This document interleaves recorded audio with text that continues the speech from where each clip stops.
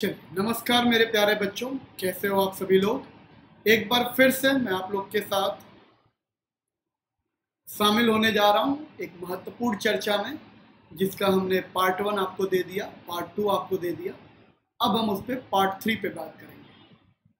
महत्वपूर्ण बात इस तरीके से है कि हम लोग इमरजेंसी की बात कर रहे थे, लेकिन उसके पहले मैं उम्मीद करूँगा कि आप सभी लोग अच्छे होंगे, स्वस्थ होंगे, ज़्यादा परेशान नहीं होंगे। इस लॉकडाउन में मुख्यतः जो छात्र लोग हैं उनको काफ़ी समस्या होती है, लेकिन इस अकेलेपन का फ़ायदा उठाइए। मैं एक वीडियो ये भी लेके आऊँगा कि कोरोना में आप लोग कैसे अपने समय का सदुपयोग कर सकते हैं, उसके बारे में भी हम लोग चर्चा करेंगे। फिलहाल जो चीज़ें पीछे छूट गई थी उनके ऊपर कंप्लीट करेंगे। मैंने आप लोग को पार्ट 1 में बताया कि इंदिरा गांधी किस तरीके से भारी बहुमत से सरकार बनाई और किस तरीके से उन्होंने 1972 तक एक शानदार काम किया, पाकिस्तान के 2 टुकड़े कर दिए, बांग्लादेश बना दिया। 1971-72 में कितने संशोधन किए, क्या चीज़ उन्होंने की, ये सारी चीज़ें मैंने बताई। फिर सेकेंड पार्ट में मैंने आपको बताया कि कैसे इंदिरा गांधी का पतन शुरू होने लगा। 73-74 में क्या ऐसे हालात बने जिसकी वजह से इंदिरा गांधी काफ़ी दबाव में आए। उसके पीछे मैंने आपको बताया कि गुजरात का जो आंदोलन था, बिहार का जो आंदोलन था, रेलवे का जो आंदोलन था, ये सब आंदोलन ने कितने महत्वपूर्ण रोल निभाए। गुजरात आंदोलन किस आधार पे हुआ था, बिहार आंदोलन किस आधार पे हुआ था, रेलवे की हड़ताल का क्या कारण था, इन सब पे मैंने बात किया। इस दबाव के बीच में कैसे इंदिरा गांधी ने परमाणु परीक्षण किया और थोड़ा सा दबाव से उनको रिलैक्स मिला, पॉपुलैरिटी फैली, थोड़ा सा उनको लगा कि नहीं अब देश में कुछ अच्छा हो रहा है। लेकिन उसी समय क्या ऐसी घटनाएं घटी कि इमरजेंसी जैसी सख्त आदेश देना पड़ा। पार्ट 3 में हम यहीं पे बात करने वाले थे, 1975 वर्ष की बात करने वाले थे कि 1975 वर्ष क्या हुआ, कैसे ये बहुत ही डिफिकल्ट हुआ, इसी चीज़ के बारे में हम लोग चर्चा करेंगे। 1975 में दबाव इस प्रकार से बढ़ा, कुछ ऐसी बहुत ही बेसिक सी और बहुत ही प्रमुख सी घटनाएं घटी। एक तो गुजरात चल ही रहा था बवाल में, दूसरा बिहार जेपी नारायण ने संभाल ही लिया था, और बिहार से जो जेपी नारायण थे उन्होंने 1975 में फरवरी और मार्च के महीने में एक बहुत बड़ी रैली संबोधित की दिल्ली में, और इस रैली का बड़ा दबाव पड़ा। इस रैली में बहुत सी बातें कही गई व्यवस्था के खिलाफ, और इस रैली में काफ़ी लोग आए और भारी बातें की गई। यहाँ तक कि इस रैली में इतनी बड़ी रैली हुई कि इसमें बहुत से लोग शामिल हुए। ऐसा लग रहा था जैसे कई लाख लोग कह रहे हैं सिंहासन खाली करो, जनता आ रही है। इस तरीके के नारे चले कि इंदिरा सिंहासन खाली करो, जनता आ रही है, इस तरीके के नारे चले, उसका दबाव बना। गुजरात में इलेक्शन नहीं हो रहे थे, विधानसभा भंग कर दी गई थी। हमने पार्ट 2 में आपको बताया कि विधानसभा भंग कर दी गई थी मोरारजी देसाई के अनशन बैठने पर। भंग तो हो गई थी लेकिन नए इलेक्शन नहीं हो रहे थे, इस बात की बड़ी दिक्कत थी। तो इस बात को बवाल बना के 6 अप्रैल को मोरारजी देसाई फिर से अनशन पर बैठ गए और उन्होंने कहा कि विधानसभा के चुनाव करवाइए। कब तक ये शासन चलेगा, कब तक बिना विधानसभा के रहेंगे हम लोग। तो खैर चुनाव हो नहीं रहे थे, लेकिन जब अनशन पे बैठ गए मोरारजी देसाई, बड़े नेता थे, उनके अनशन पे बैठने का प्रभाव ज़्यादा पड़ता था। सरकार ने वहाँ से घोषणा कर दी कि 10 जून को हम विधानसभा का चुनाव कराएंगे, और 10 जून को विधानसभा के चुनाव डेट होगी। इन सब के बीच में एक बहुत ही महत्वपूर्ण घटना घट रही थी, और वो महत्वपूर्ण घटना की अगर हम बात करें, वो दिन कौन सा था? 12 जून। ये एक महत्वपूर्ण तारीख है इंदिरा गांधी के जीवन की, मनहूस तारीख कह सकते हैं इंदिरा गांधी के जीवन की। अगर इंदिरा गांधी आज होती और आप उनसे पूछते कि अपने इतिहास में या अपने जीवन काल में आप कौन सी तारीख को मिटाना चाहेंगे अपने लाइफ से, तो वो शायद 12 जून का ही नाम लेती। 12 जून को उनको एक ही दिन में एक झटके नहीं, 2 झटके नहीं, मुख्यतः 3 झटके लगे और तीनों झटके एक से बढ़ के एक थे। कोई ऐसा झटका नहीं था कि जिसको हम छोटा कह सकते हो, या कोई ऐसा झटका नहीं था कि जो उनके हिला ना दिया। सारी घटनाएं, सारे झटके उनके, इतने झटके के बावजूद भी इंदिरा गांधी खड़ी रही, स्टैंड लेती रही। ये उनके ताकत को दिखाता है कि एक औरत कितना मजबूत है, ये चीज दिखाई थी। लेकिन वो झटकों के बारे में अगर बात करें तो पहला झटका बहुत प्रमुख ये था कि इंदिरा गांधी की जो सरकार थी, उनके जो पीएमओ ऑफिस में जो मुख्य लोग थे वो कश्मीर के पंडित थे। पांच लोग मुख्य थे और वो पांचों लोग कश्मीर के पंडित थे। ये संयोग था, ऐसा कुछ था नहीं कि कश्मीर पंडित का बहुत ज्यादा वो था, संयोग कह लीजिए। कश्मीरी पंडित, पांचों कश्मीरी पंडित इंदिरा गांधी के पीएमओ ऑफिस में रहते, जिसमें बहुत बड़े बड़े नाम थे। एक थे पीएन हक्सर साहब। पीएन हक्सर साहब फर्स्ट प्रिंसिपल सेक्रेटरी थे, जो कि बहुत ताकतवर पोस्ट होती है। अगर आप संस्थान में किसी देश में है, किसी प्रधानमंत्री के प्रिंसिपल सेक्रेटरी हैं, तो आपसे बड़ा फिर कोई पोस्ट नहीं है। चूंकि ये रिटायर हो गए तो उसके बाद ये पद पीएन धर साहब ने अपनाया था। पीएन धर साहब बहुत बड़े इकोनॉमिस्ट थे, बहुत बड़े इकोनॉमिस्ट थे उस समय ये। तीसरा नाम था डीपी धर। डीपी धर जो थे वो राजनेता थे बहुत बड़े, और कई जगहों पर राजदूत बनकर उन्होंने कार्य किया था। जैसे सोवियत संघ में वो राजदूत थे, कूटनीति के बड़े ज्ञाता थे, उनको कूटनीति बहुत आती थी। चौथे आदमी थे TN call. TN call IAS अफसर थे, आईपीएस भी थे, फॉरेन सर्विस भी थे, और यूके में, लंदन में, यूएस में ये राजदूत की तरह काम भी कर चुके थे। तो ये इनके उसमें थे। और पांचवा जो उनके पीएम ऑफिस में थे वो बहुत ही नाम चीन व्यक्ति थे, रायन काओ। KAO है, कहीं कहीं डब्ल्यू मिलता है। और रायन काओ कौन था? आपने राव का नाम सुना होगा, राव का। राव के संस्थापक ही RN काओ थे, और ये दुनिया के सबसे बड़े जासूस माने जाते थे। दुनिया के सबसे बड़े जासूस माने जाते थे RN काओ। रॉ के संस्थापक थे। कई दिनों तक ये रॉ के खुद के चेयरमैन रहे, फिर इनके जाने के बाद अलग अलग लोग। ये 5 प्रमुख लोग जो थे, जो जिसके कहने पर इंदिरा गांधी की सरकार चलती थी, इन्हीं के राय मशवरे से, इन्हीं के सलाह से चलती थी। कहा जाता था उस समय की भाषा में कि ये लोग कश्मीरी पंडित नहीं, कश्मीरी माफिया हैं। पांचों कश्मीर से थे, कश्मीरी माफिया थे। 12 जून की सुबह खबर आती है कि इन लोगों में से डीपी धर जी की मृत्यु हो गई। डीपी धर जी के बहुत करीबी थे इंदिरा गांधी के, डीपी धर जी, उनका परिवार भी बहुत करीबी था। इनकी मृत्यु जो थी वो एक झटका था इंदिरा गांधी के लिए। चूंकि इन पांचों में से किसी की भी मृत्यु होती तो इंदिरा गांधी को झटका लगता। डीपी धर से कुछ पारिवारिक संबंध भी इंदिरा गांधी जी के थे, तो इसलिए इनकी मृत्यु से इंदिरा गांधी को काफी शोक हुआ, काफी दर्द हुआ, एक झटका लगा लगता। सुबह सुबह ही मनहूस खबर आई। इंदिरा गांधी ने भी सोचा कि कैसी खबर सुबह सुबह आ गई। उन्हें क्या पता था कि वो दिन ही उनके लिए बहुत ही चुन के लिखा गया था भगवान द्वारा, ये उनको नहीं मालूम था। पहला झटका ये लगा, वहां से ये लौट ही रही थी कि दूसरा झटका भी उनको लग गया तुरंत। दूसरा झटका ये लगा कि मैंने आपको बताया कि 10 जून को गुजरात के विधानसभा का चुनाव चल ही रहा था। 12 जून को उसका रिजल्ट आना था। 12 जून उसी तारीख को दोपहर तक रुझान आने शुरू हो गए, और दोपहर तक, शाम होते होते, मतलब 12-2 बजे तक ये मालूम चल गया कि कांग्रेस की गुजरात में बुरी तरह हार हो गई। वो कांग्रेस जिसकी देश भर में सरकार है, जिसका केंद्र में सरकार है, जिसकी तूती बोल रही है, लेकिन मोरारजी देसाई के आंदोलन ने ये बदल दिया और वहां पर कांग्रेस हार गई।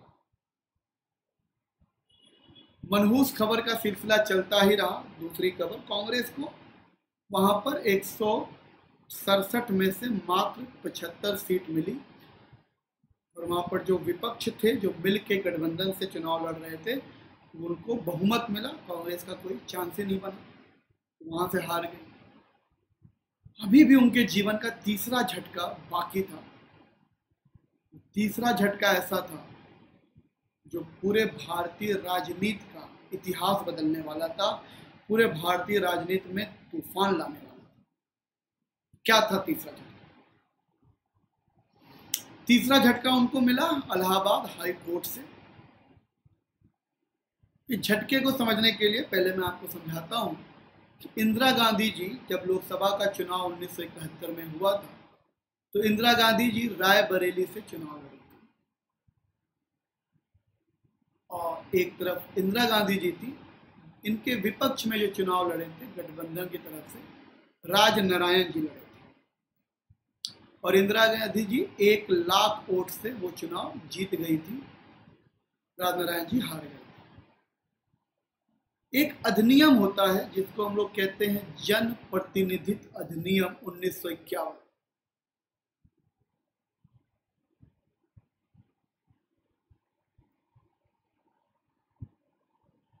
जन प्रतिनिधित्व अधिनियम 1950 भी है, 1951 भी।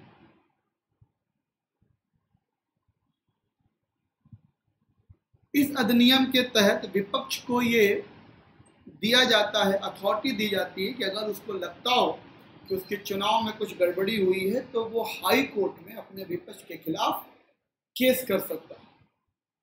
इसी अधिनियम के तहत राजनारायण जी ने इंदिरा गांधी के ऊपर हाई कोर्ट में केस कर दिया था जब ये चुनाव हारे थे और उस केस में उन्होंने इंदिरा गांधी जी के ऊपर 14 आरोप कुल लगाए थे और 12 जून को उस केस का रिजल्ट आने वाला था। इसके पहले जब ये केस चल रहा था उस समय हाई कोर्ट के जज हुआ करते थे, इलाहाबाद हाई कोर्ट के जज थे जगमोहन सिंह। जगमोहन सिंह जी जज हुआ करते थे, जगमोहन सिन्हा नाम था इनका, ये जज हुआ करते थे और इन्होंने कई दिन केस चला तो इनको लगा कि इतना गंभीर आरोप लगे हैं तो इस पे विपक्ष को बुलाना चाहिए, उससे भी दलीलें करनी चाहिए।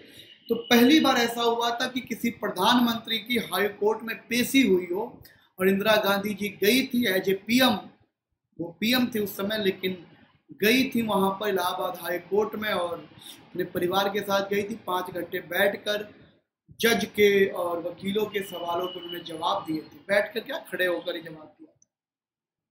पहली बार इतिहास में ये हो चुका था, लेकिन आज 12 जून को उसका रिजल्ट आने वाला था। क्या रिजल्ट आने वाला है, यही सबसे महत्वपूर्ण चीज थी उनके जीवन में। 12 जून को रिजल्ट आया।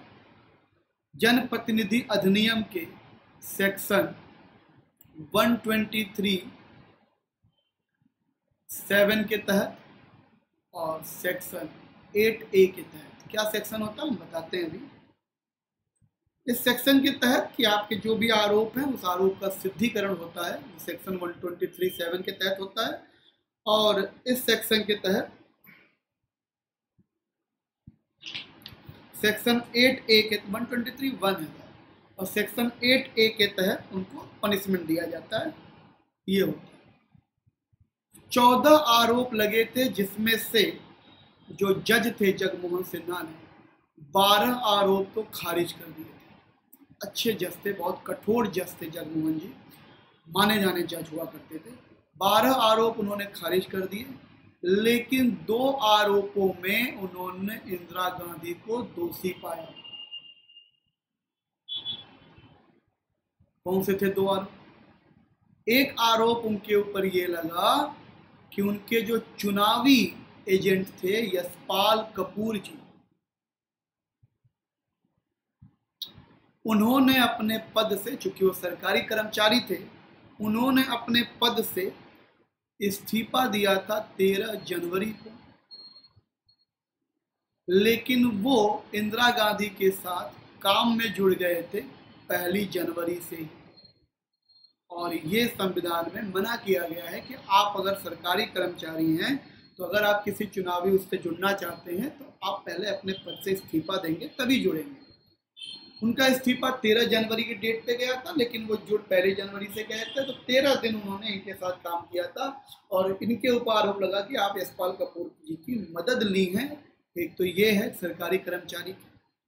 दूसरा आरोप ये साबित हो गया कि जब ये रैलियों पे जाती थी, रैली संबोधित करती थी, तो उनकी रैली थोड़ी ऊंची हुआ करती थी, जो स्टेज होता था उसमें स्टेज पे माइक, पर्दा ये सब सही करने में सरकारी कर्मचारी जो हुआ करते थे वो योगदान देते थे, जो कि गलत था। योगदान नहीं दे सकते थे। 123 सेक्शन ए में लिखा हुआ था कि एक सरकारी कर्मचारी ये मदद अगर करता है तो वो चुनाव भ्रष्ट चुनाव माना जाएगा। इन दोनों आरोपों में इंदिरा गांधी को सजा सुनाई गई सेक्शन 8A के अंतर्गत। पहली सजा तो उनको ये सुना दी गई कि उनके जो चुनाव थे, रायबरेली से वो चुनाव लड़ी थी, वो चुनाव पूरी तरीके से भ्रष्ट माना गया। उस चुनाव को रद्द कर दिया गया हाई कोर्ट में। ये ऐसी चीज थी जो एक प्रधानमंत्री पद पे है, गरिमा की बात है। पता चल रहा है आज के अभी तक हम जिसको प्रधानमंत्री मान रहे थे वो तो जीता ही नहीं चुनाव। चलो 1 मिनट के लिए ये भी समझ में आ गया कि वो चुनाव नहीं लड़ी, कोई बात नहीं, दूसरे जगह पर्चा भर देंगी, फिर से चुनाव होगा, फिर से जीत जाएंगे। दूसरी पनिशमेंट उनको दिया गया जगमोहन सिन्हा के द्वारा सेक्शन 8A के अंतर्गत कि अगले 6 वर्ष तक इंदिरा गांधी जी कोई चुनाव नहीं लड़ सकती, बैन कर दिया।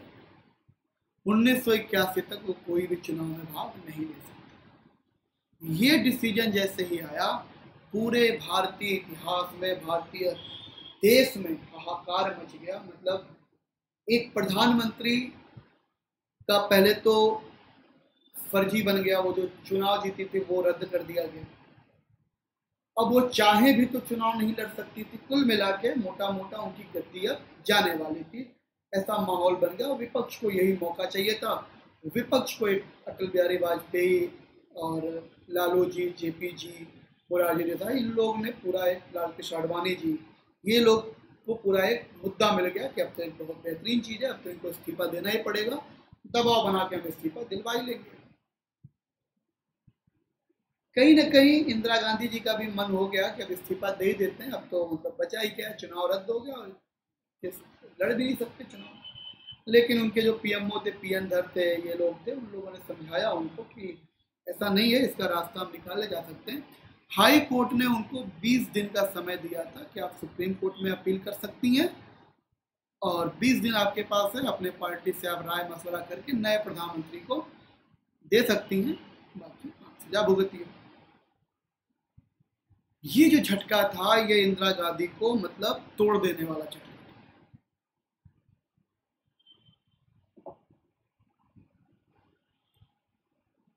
3 झटके और तीसरे झटके में तो आदमी का अटैक आ जाए। लेकिन इंदिरा गांधी बैठी रही, घर में मीटिंग चल रही थी उनके, क्या किया जाए क्या ना किया जाए।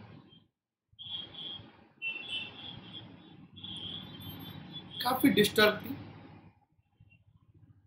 उन्होंने सोचा कि देश की जनता से बात किया जाए, तो उन्होंने 20 जून को दिल्ली में एक रैली बुलाई, अपनी रैली संबोधित की और कहा जाता है कि उस रैली में लगभग 15 लाख लोगों की भीड़ आई थी उस रैली को सुनने। और उस रैली में इंदिरा गांधी जी ने बहुत ही इमोशनल भाषण दिया था, बहुत ही कि देश गलत हाथों में जा सकता है, देश कमजोर है, मैंने देश को मजबूत पकड़ बनाई, देश में ये किया वो किया, पूरा इमोशनल जो भी कर सकते थे वो किया, क्योंकि दुख की बात तो थी उनके। इस रैली का ज्यादा प्रभाव न पड़े, इस बात को ध्यान में रखते हुए 2 ही दिन बाद 22 जून को विपक्ष ने दिल्ली में रैली कर दी और विपक्ष की रैली में भी बारिश होने के बावजूद भी बताते हैं कि काफी भीड़ लगी, 5 लाख से ऊपर लोग आए थे। इस विपक्ष की रैली को जेपी नारायण को संबोधित करना था, लेकिन जेपी नारायण की भारी वर्षा होने के कारण वो नहीं आ पाए, उनकी फ्लाइट नहीं उड़ पाई, तो मोरारजी देसाई ने इसको संबोधित किया और इस रैली में इन लोगों ने पूरी तरीके से इनको भ्रष्ट बताया, इंदिरा गांधी को, और वापस से इनको इस्तीफा देने की मांग की। 23 जून को सुप्रीम कोर्ट मामला गया, सुप्रीम कोर्ट में इंदिरा गांधी की सुनवाई हुई। सुनवाई करने के लिए इंदिरा गांधी गई 23 जून को। इन लोग की जो डिमांड थी वो ये थी कि जब तक सुप्रीम कोर्ट अपना पूरा फैसला नहीं दे देती है तब तक हाई कोर्ट के फैसले पे हम लोग स्टे ले लेते हैं। मतलब जिस तरीके से काम चल रहा है वैसे ही काम चलता रहेगा, जब सुप्रीम कोर्ट फैसला सुना देगी तब ये काम हम कर लेंगे। मालूम था कि सुप्रीम कोर्ट भी, जब हाई कोर्ट ने 2 साल लिया तो सुप्रीम कोर्ट भी 2 साल लेगी, तब तक तो अगला चुनाव आ जाएगा, कोई दिक्कत नहीं।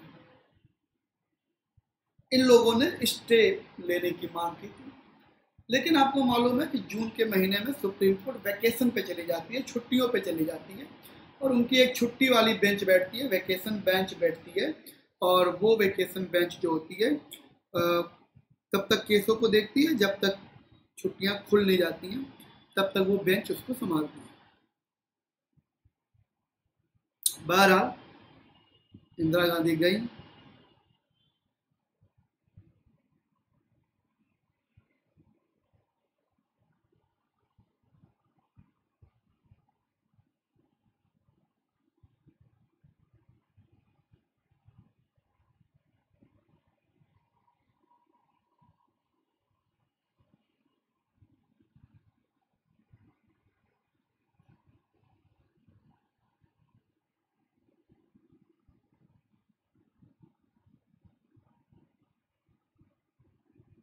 इंदिरा गांधी गई, और संजोग देखिए कि उस समय जो सुप्रीम कोर्ट के वैकेशन बेंच पे जो जज बैठे थे, उस जज का भी इंदिरा गांधी से बहुत पुराना नाता था। खैर वो एक लंबी कहानी हो जाएगी, लेकिन मैं आपको थोड़ा बहुत बता देता हूँ।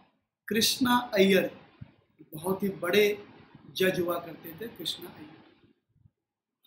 आज कृष्णा अय्यर जज थे, कृष्णा अय्यर के हाथ में इंदिरा गांधी का केस था, और वो केस जिससे अगर वो चाहें तो उनकी गद्दी हिला सकते हैं। कृष्णा अय्यर इंदिरा का कनेक्शन कैसे है, अगर हम संक्षेप में आपको बताएं तो केरल में कांग्रेस पार्टी नहीं थी, केरल में पूरे देश में जब कांग्रेस पार्टी थी तो केरल में एक उनकी लोकल पार्टी बनी थी। उस लोकल पार्टी के मंत्री, विधि मंत्री, कानून मंत्री खुद कृष्णा अय्यर हुआ करते थे। प्रधानमंत्री तो पंडित जवाहरलाल नेहरू थे, लेकिन उस 1 साल के लिए टाइम पीरियड में अध्यक्ष कांग्रेस पार्टी की खुद इंदिरा गांधी बन चुकी थी। 1 साल के लिए बनी थी बीच में, उसके बाद जब सरकार में आई तब बनी।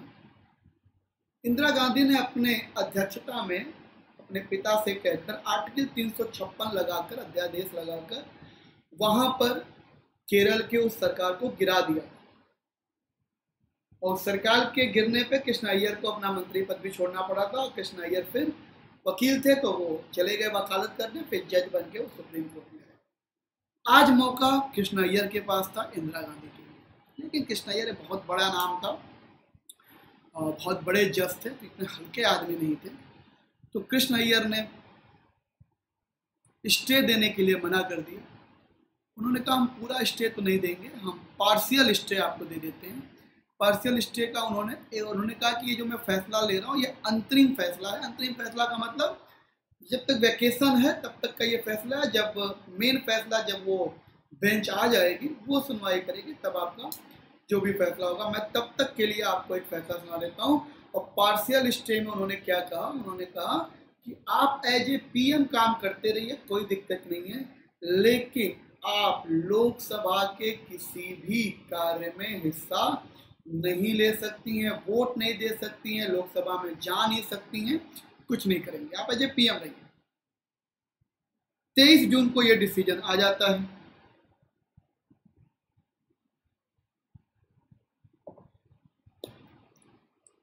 थोड़ा बहुत तो रिलीफ तो मिला, लेकिन एक भारतीय इतिहास में पहली बार ऐसा हो रहा था या ऐसा था कि एक प्रधानमंत्री है, पद पे बैठा है, लेकिन वो लोकसभा नहीं जा सकता, तो कोई बात नहीं पास करवा सकता, पावर ही नहीं रहेगी, क्या करते। 23 जून को सुनवाई करके वो लोग आए।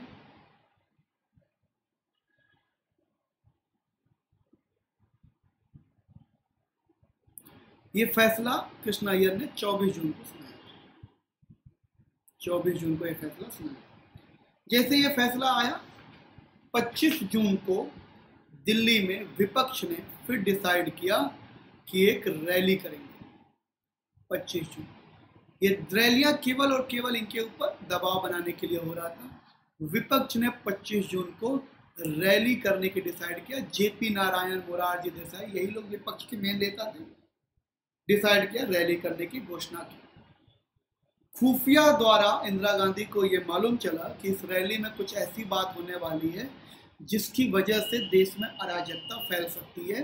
कुछ इतना जेपी कुछ बहुत बड़ा चीज अनाउंस करने वाले। खैर रैली हुई और यह बात बिल्कुल सही निकली। 25 जून को जेपी नारायण ने भरी रैली में यह संबोधित कर दिया कि अगर इंदिरा गांधी जी ने 29 जून को अपना इस्तीफा नहीं दिया, 29 जून तक इस्तीफा नहीं दिया, तो हम लोग पूरे देश की जितनी सरकारी सेवाएं हैं सब बंद कर देंगे और सब लोग इनके धरना प्रदर्शन करेंगे, इनका घेराव करेंगे और सब लोग इनसे 10-15 लाख जितने भी लोग होंगे सब लोग इनसे इस्तीफा की मांग करने इनके आवाज पहुंचेंगे। जेपी नारायण एक बड़े नेता थे, उनकी बातों में वजन होता था, हल्के फुल्के नेता थोड़ी थे। 1942 से वो भारतीय इतिहास में जुड़े हुए थे, पंडित नेहरू के साथ काम किए थे, गांधी के साथ काम किए थे, अब विनोबा भावे जी के साथ काम कर रहे थे। सत्य के लोभी नहीं थे, लेकिन व्यवस्था को बदलने और उनको अनुभव था आंदोलन करने का, क्योंकि वो आजादी के पहले से कर रहे थे। इस रैली में अब ये समझ में आ गया था कि अगर इस्तीफा नहीं दिया गया तो वाकई देश में हुड़दंग मच सकता है, देश खतरे में जा सकता है। एक विकल्प ये था कि वो इस्तीफा दे देती, लेकिन इंदिरा गांधी को झुकना पसंद कहाँ था। आसानी से इंदिरा गांधी झुक जाती तो वो इंदिरा गांधी काहे की। 25 जून की रात को इंदिरा गांधी के घर में ही संजय गांधी बैठे थे, पीएन धर जी बैठे थे, आर्यन काओ जी बैठे थे, सिद्धार्थ शंकर जी बैठे थे। सब लोग बैठ के वहां पे विचार मंथन हो रहा था क्या किया जाए। सिद्धार्थ शंकर जी बहुत बड़े वकील थे, महाराष्ट्र के मुख्यमंत्री भी थे, वकील भी थे। सोचा जा रहा था वहां पे कि क्या किया जाए, इस्तीफा दे दिया जाए या फिर कोई अन्य रास्ता है, कोई अन्य विकल्प है, इस पे विचार चल ही रहा था। सिद्धार्थ शंकर जी को बहुत ज्यादा ज्ञान था, यह संविधान पढ़ रहे थे उस समय। उन्होंने पढ़ा और पढ़कर बहुत देर तक उन्होंने उस पर विचार मंथन किया। उन्होंने कहा एक रास्ता है। क्या रास्ता है? उन्होंने कहा रास्ता ये है, आर्टिकल 352 कहता है कि अगर आप आपातकाल की घोषणा कर दें, जो जहां पर है वो सब स्थिर हो जाएगा, सारी शक्ति आपके हाथ में आ जाएगी, सारी शक्ति राष्ट्रपति के हाथ में आ जाएगी, मतलब आपके हाथ में आ जाएगी, और फिर हम लोग इस चीज को देख सकते हैं कि आगे क्या करना है। तब तक के लिए मामला एकदम ठंडा हो जाएगा और आपके हाथ में पावर रहेगी। चूंकि 1962 में चीन का युद्ध हुआ था, 1971 में पाकिस्तान से युद्ध हुआ था, इन सब की वजह से पहले से ही हमारे देश में आपातकाल चल रहा था। तो ये बात संजय गांधी ने कहा कि हमारे देश में तो पहले से आपातकाल चल रहा है, उसी को कंटिन्यू कर देते हैं, क्या दिक्कत है। उन्होंने कहा नहीं, जो वो वाले आपातकाल थे वो बाहरी आक्रमण की वजह से लगे थे, और ये वाला जो आपातकाल होगा ये इंटरनल डिस्टरबेंस की वजह से लगेगा कि हमें आशंका है कि आंतरिक असुरक्षा फैल जाएगी, आंतरिक रूप से देश में अराजकता फैल सकती है, जिसकी वजह से यह लगाना पड़ेगा। सब लोगों ने इस पे विचार विमर्श किया और फिर ये हुआ कि इसके अलावा कोई अन्य रास्ता दिख नहीं रहा था। तो इंदिरा गांधी जी ने कहा ठीक है, फिर कोई दिक्कत नहीं, लगा देते हैं आपातकाल। इंदिरा गांधी ने सिद्धार्थ शंकर जी से कहा कि जाइए प्रेसिडेंट से बात कर लीजिए, लेकिन सिद्धार्थ शंकर जी ने कहा कि मेरा जाना ठीक नहीं रहेगा, आप प्रधानमंत्री आप जाइए। फखरुद्दीन के पास गई वो लोग, फखरुद्दीन उस समय प्रेसिडेंट थे, बहुत ही विनम्र आदमी थे, कोई दिक्कत नहीं थी, और इंदिरा गांधी की बात टालने की शक्ति उस समय किसी के पास नहीं थी, तो वो क्या ही टालते। उन्होंने बताया, उन्होंने कहा कैबिनेट से मीटिंग कर लीजिए। उन्होंने कहा मैं अभी करी तो नहीं हूँ, लेकिन हाँ लगाने के बाद ही करूंगी, क्योंकि बात लीक हो जाएगी। कहा ठीक है लिख दीजिए, मैं साइन कर दूती। पीएन धर जी ने पूरा लेटर लिखा, ऑर्डर तैयार किया, क्या क्या रहेगा उसमें, और वो ऑर्डर प्रेसिडेंट के पास गया, साइन हुआ उसमें। और 10 बजे 25 जून रात 10 बजे हाईली प्रभाव से इमरजेंसी लगा दी गई। 10 बजे इमरजेंसी लगाई गई और रात के 3 बजे जितने भी बड़े नेता थे, जो भी प्रभावी रूप से इसमें सम्मिलित थे, इन सब चीज़ों में, संजय गांधी जी ने सबको आदेश दिया। उन्होंने कहा जितने लोगों ने मम्मी को परेशान किया सबको गिरफ्तार करो। सुबह 3 बजे लोगों की गिरफ्तारियां हुई, लोग जेल में डाले गए, जिसमें जेपी नारायण जी, मोरारजी देसाई, चूंकि उम्र ज़्यादा थी, इन लोग को अतिथि गृह में ले जाके बंद कर दिया गया। बाकी गायत्री देवी, कुछ रियासत के लोग थे, सबको लाके जेल में ठोस दिया गया। सुबह 6 बजे इंदिरा गांधी जी ने कैबिनेट की बैठक बुलाई। 4-5 बजे तक यहाँ तक जगी रही और 6 बजे उन्होंने कैबिनेट की बैठक बुलाई, सोई ही नहीं। कैबिनेट की बैठक में उन्होंने सबको लिस्ट पकड़ा दी कि भैया हमारे देश में आपातकाल लग चुका है, ये लोग गिरफ्तार हो चुके हैं, आप लोग को कुछ बात कहनी हो तो कह सकते हैं। इंदिरा गांधी के सामने कौन क्या बोलता, उनकी मीटिंग में वही बोलती थी, वही जो बोल देती थी। कोई बोलता भी था तो बहुत धीरे से जवाब हो देती थी, तो ज़्यादा प्रभाव नहीं था। स्वर्ण सिंह ने उनसे पूछा कि केवल एक बात पूछी कि जब ये आपातकाल लग रहा है, ठीक है, अब जो ये गिरफ्तारियां हुई हैं, ये गिरफ्तारियां किस एक्ट के तहत हुई हैं, किस केस के तहत हुई हैं, क्या इल्जाम लगाया गया? तो उन्होंने कहा मीसा एक्ट के तहत। धीरे से ही बोला, Misa act, maintenance of internal security act, मतलब आंतरिक सुरक्षा के लिए मेंटेन करने के लिए ये लोग जिम्मेदार थे, नहीं मेंटेन कर पा रहे थे, इसकी वजह से इनको अंदर किया, मीसा एक्ट लगा दिया। हमारे देश में इमरजेंसी लग गई। पीएन धर गए, बीच में जेपी जी से बात भी किए। जेपी जी की भी उम्र ज़्यादा हो गई थी, उन्होंने कहा इस कैर से तो बढ़िया है बाहर निकलें। जेपी जी भी कुछ ठंडे हुए। फिर उसके बाद जेपी जी की तबीयत भी खराब हो गई, चंडीगढ़ गए, वहाँ के डॉक्टर ने रेफ़र कर दिया।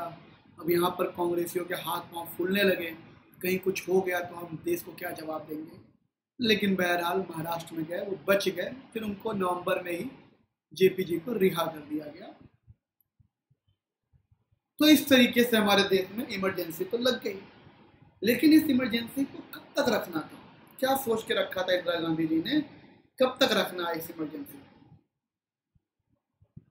इस इमरजेंसी की आड़ में आपको मालूम है, ये राष्ट्रपति ने लगा दिया 2 महीने बाद इसको, अब तो 1 महीने हो गया, लेकिन 2 महीने के अंदर इनको संसद से पारित कराना होता। और ये इंदिरा गांधी जी के लिए बहुत टफ तो था नहीं, विधानसभा उनका, राज्यसभा उनका, सब कुछ उनका, तो उन्होंने पास करवा दिया, सब चीज डन हो गई। अब इस इमरजेंसी का फायदा तो उठाना था इंदिरा गांधी जी को।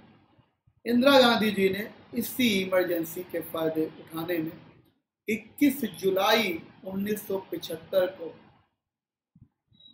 2 बहुत ही महत्वपूर्ण संशोधन किया, 38वां संशोधन और 39वां संशोधन।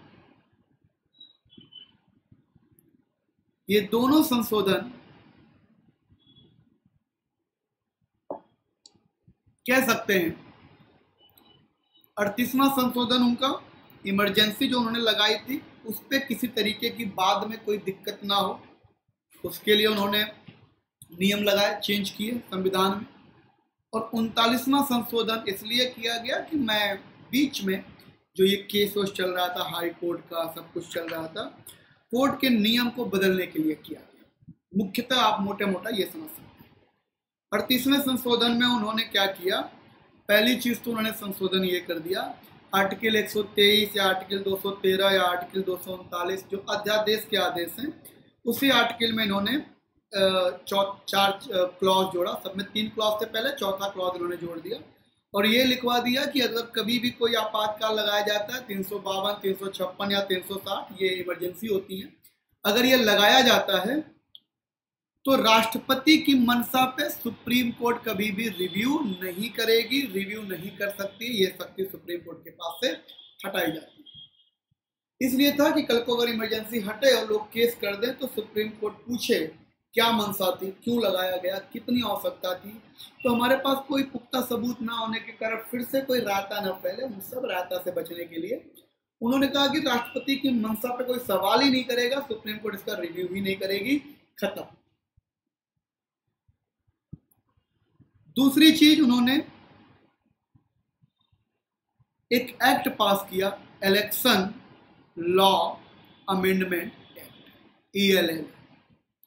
और इस एक्ट के तहत, जो एक्ट में जन प्रतिनिधि अधिनियम मैंने आपको बताया था जब उनको सजा मिली थी इंदिरा गांधी को, जन प्रतिनिधि अधिनियम में उन्होंने चेंजेस लाए। क्या चेंजेस लाए? पहला चेंज उन्होंने ये लाया, यदि कोई कर्मचारी, सरकारी कर्मचारी हो और वो किसी चुनाव में, रैली में अगर कुछ कार्य करता है, वो सारे कार्य लिखा दिए जिसमें उनको सजा मिली थी, इस तरीके का कार्य करता है, माइक सही करता है, बेंच सही करता है, या इस तरीके का कार्य करता है, उन कार्यों को भ्रष्टता में नहीं गिना जाएगा, उन कार्यों का कोई सजा नहीं माना जाएगा। यहाँ पे अपने आप को सेव कर लिया। दूसरा उन्होंने उसमें चेंज किया, देखो जितनी भी संविधान में संशोधन होते हैं ना, वो उस समय की स्थिति से ही होते हैं। दूसरा संशोधन उन्होंने ये कर लिया कि अगर कोई सरकारी कर्मचारी अपना रिजाइन देता है और वो जो तारीख लिखता है और सरकार जो तारीख बोलती है, उन दोनों में अगर आप तारीख मानेंगे तो सरकार की बोली गई तारीख को ही माना जाएगा, उस व्यक्ति के द्वारा दिए गए तारीख के नहीं माना जाएगा। मतलब अगर यशपाल शर्मा ने 13 जनवरी को रिजाइन दिया था और सरकार कहती है कि नहीं, ये रिजाइन 1 जनवरी से माना जाएगा, तो अब रिजाइन 1 जनवरी से ही माना जाएगा, 13 जनवरी का मान्य नहीं होगा। यहाँ पर भी वो बच गई, मतलब अपना रास्ता साफ कर दिया। अब ये भी नहीं कोई कह सकता कि यशपाल शर्मा जी 13 जनवरी को किए थे काम, क्योंकि अब तो हमारे अंडर में आ गया। सजा में जो 8A, सेक्शन 8A के अंतर्गत उनको सजा मिलेगी थी, उस सजा में भी उन्होंने चेंजेस किया।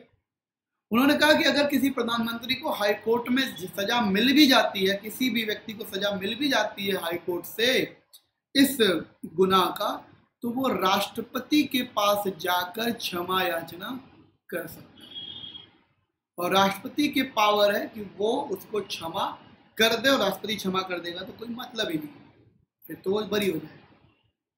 इनको मालूम था कि मेरा राष्ट्रपति मेरा अपना है, मेरा राष्ट्रपति मेरा अपमान, मालूम था। उन्होंने कहा कि इस तरीके की चीजें होती हैं तो मुझे क्या करना, मुझे कोर्ट नहीं जाना पड़ेगा, मैं सीधे राष्ट्रपति के पास जाएंगे और सीधा काम करवा। और ये जितने भी इन्होंने 38वां संशोधन किया, ये सारे के सारे संशोधन रेट्रोस्पेक्टिव थे।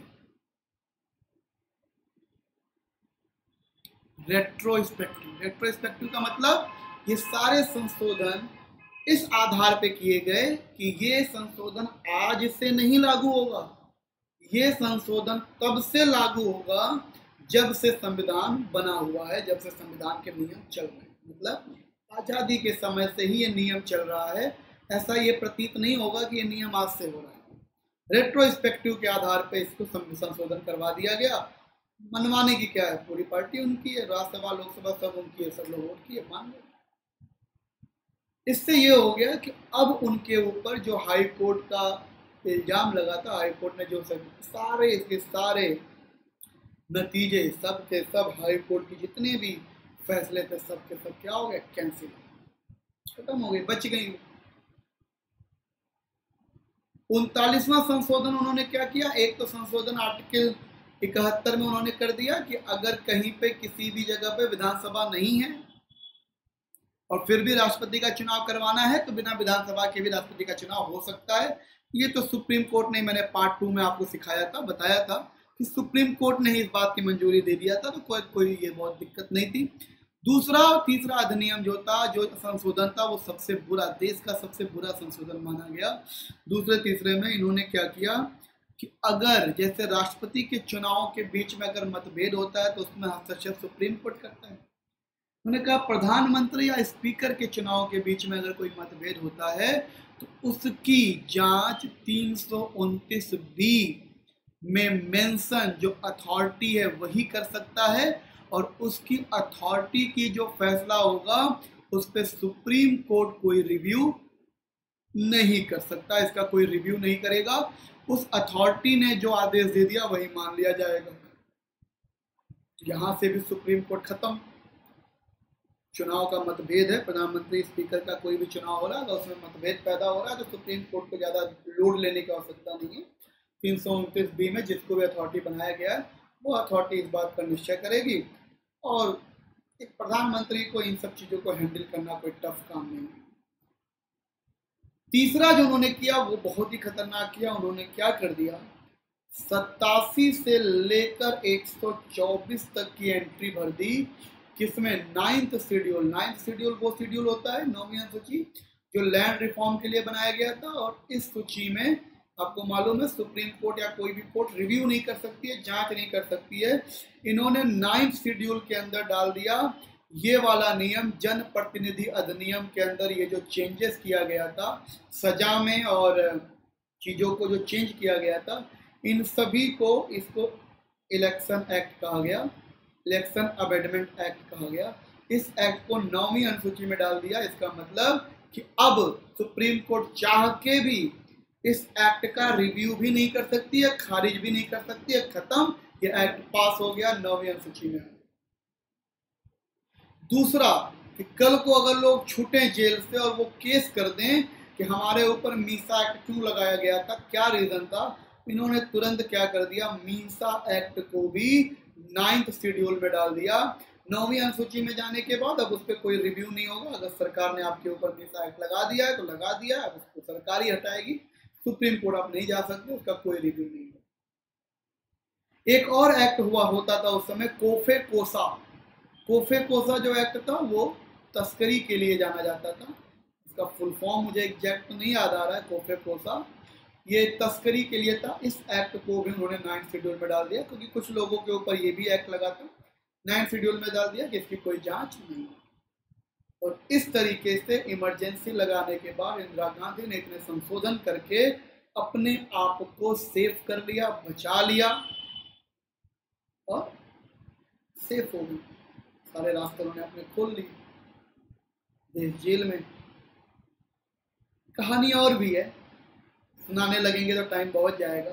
उसके बाद चुनाव क्यों नहीं 1976 में किया, लेकिन मैंने आपसे वादा किया था कि हम 1975 तक की घटनाओं पे बात करेंगे और तीसरा पार्ट में हम लोग यहीं पे क्लोज करेंगे। अगर आपको कुछ और चाहिए, किसी और मुद्दे पे आपको इतिहास में बात करनी हो, आप जानकारी किसी प्रकार लेना चाहते हो, डिटेल में लेना चाहते हो, तो आप मुझसे जरूर संपर्क करेंगे। आप कमेंट करके बताएंगे आपको किस में चाहिए, मैं कमेंट देखूंगा। अगर मुझे लगेगा किसी मुद्दे पे देना तो मैं अगले हफ्ते फिर आपके पास आऊँगा कुछ इसी तरीके का विशेष मुद्दा। Thank you, all the best, good luck, फिर मिलते हैं, स्वस्थ रहिए, स्टे सेफ।